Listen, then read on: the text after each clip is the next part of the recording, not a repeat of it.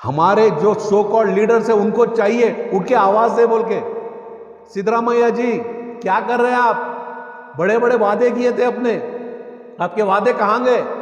हुकूक में मुसलमानों को अब तक क्या मिला? 6 महीने में कुछ मिला क्या?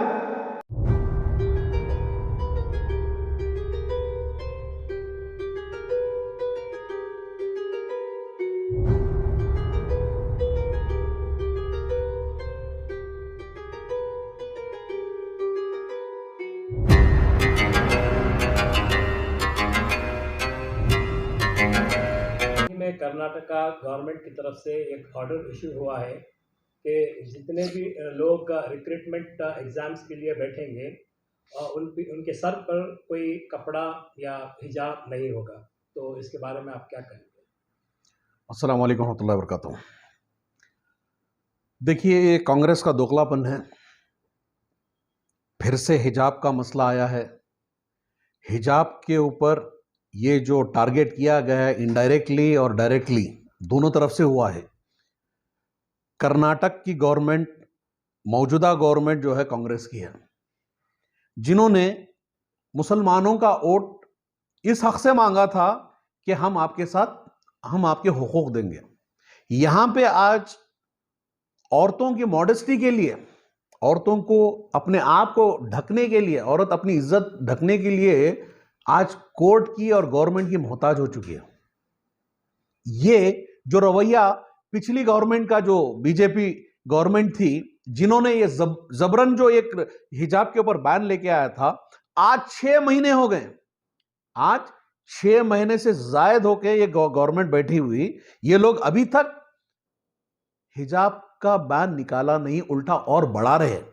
जबकि वो तो सिर्फ यूनिफॉर्म के लेवल पे था, उन्होंने सिर्फ यूनिफॉर्म के लेवल पे किया था। इन्होंने तो हद पार कर दी, आज हद पार कर दिया। आज इन्होंने, आज ये कह रहे हैं कि रिक्रूटमेंट के लिए जो एग्जाम लिखने जाते हैं, गवर्नमेंट के जो जॉब्स के लिए जो एग्जाम लिखने जाती हैं, वैसी औरतों के लिए भी, जहां पे इन लोगों को चाहिए था कि उनको इंकरेज किया जाए। मुसलमान जिस तरह के आज माइनॉरिटी, आज मुस्लिम माइनॉरिटी कर्नाटक के अंदर जिस तरह से दबी हुई है, आज वो बच्चियां आके अपना हुकूक लेने के लिए, अपनी तरक्की के लिए कुछ करना चाह रही हैं, और अपने आप को अपनी कामयाबी के लिए, मुल्क की कामयाबी के लिए, स्टेट की कामयाबी के लिए आज कुछ करना चाह रही है, उसमें भी आप रोक लगा रहे हैं। तो ये सीधा सीधा टारगेट हुआ ना मुसलमानों के ऊपर, कि मुसलमानों को हम कहीं जगह नहीं देंगे। ये क्या है? और इतना, और इस तरह से बताया गया है, आप ये जान के हैरान होंगे। वो कहते हैं कि हमने हिजाब को बैन नहीं किया, हमने किसी भी तरह का हेड कवर को बैन किया ताकि लोग एग्जाम में चीट ना कर सके। कौन से जमाने में है आप? 2023 में जी रहे हैं हम लोग, 1923 में नहीं है हम, जहां पर एग्जामिनेशन हॉल में आप चाहते तो आप जैमर लगा सकते हैं ना। क्यों नहीं लगाते? प्रोटेस्ट होने के टाइम पे जामर्स नहीं लगाते क्या आप? कुछ मणिपुर में जामर्स नहीं लगाया आपने? एग्जाम के टाइम पे जामर्स नहीं लगा सकते 2-3 घंटे के लिए? क्या नुकसान हो जाता? इसके अलावा आपके पास ऑप्शन था जामर्स लगाने का, आप लेकिन क्या ऑप्शन लेते ही? हम हेड कवर को बैन कर रहे। कौन हेड कवर लेके आता है? हेड कवर करने वाले कौन है? मुसलमान औरतें, मर्द भी नहीं आते। हेड कवर जो कान कवर कर रहे हैं, एक औरत अपनी मॉडेस्टी को बचाना चाह रही है, अपनी इज्जत को कवर करना चाह रही है।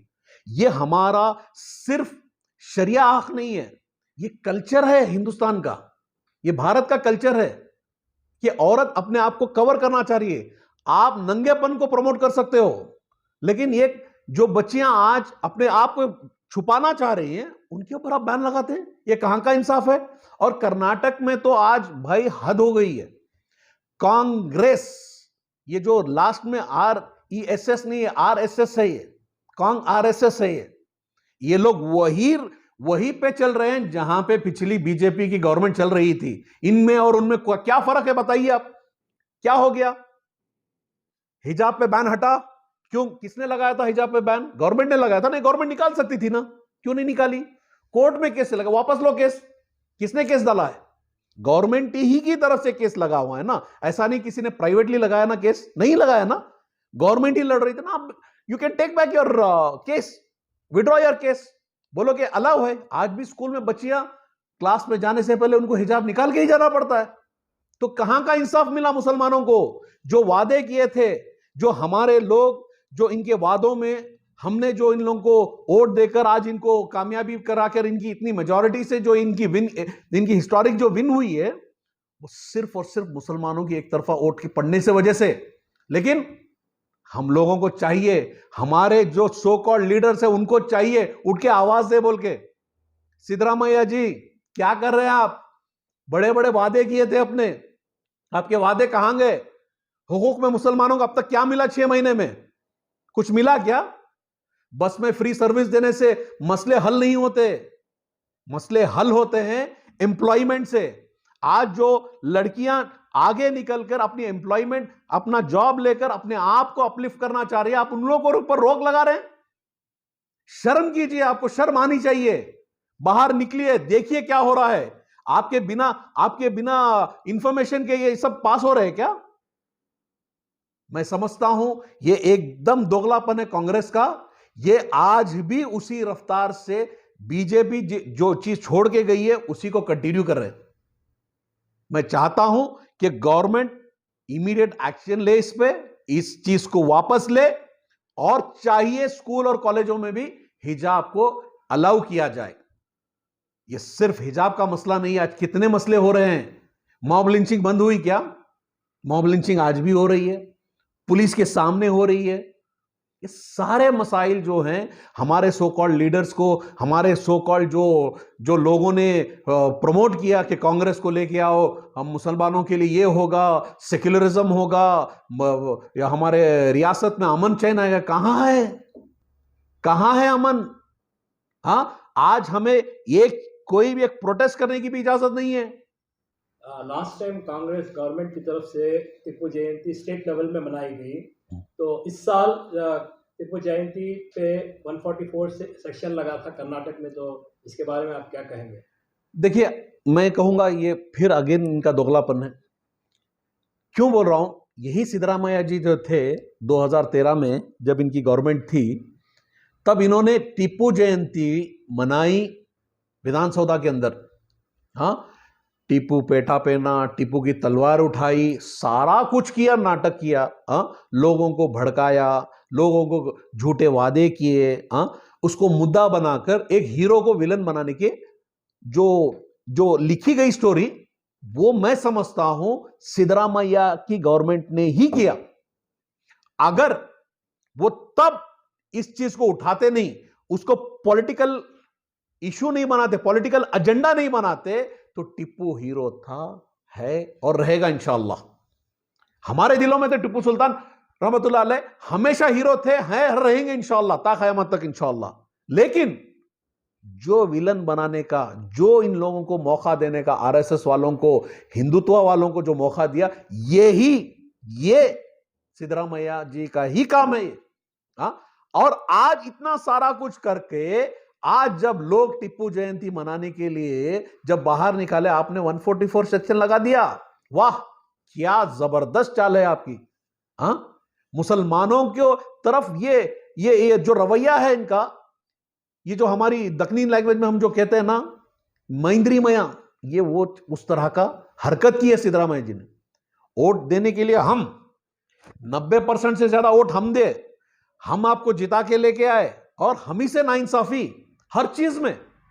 ये सिर्फ हिजाब हो, टिप्पू जयंती हो, यूनिवर्सिटी बनाने वाले थे टिप्पू सुल्तान रहमतुल्लाह अलैह के नाम की, कहां है?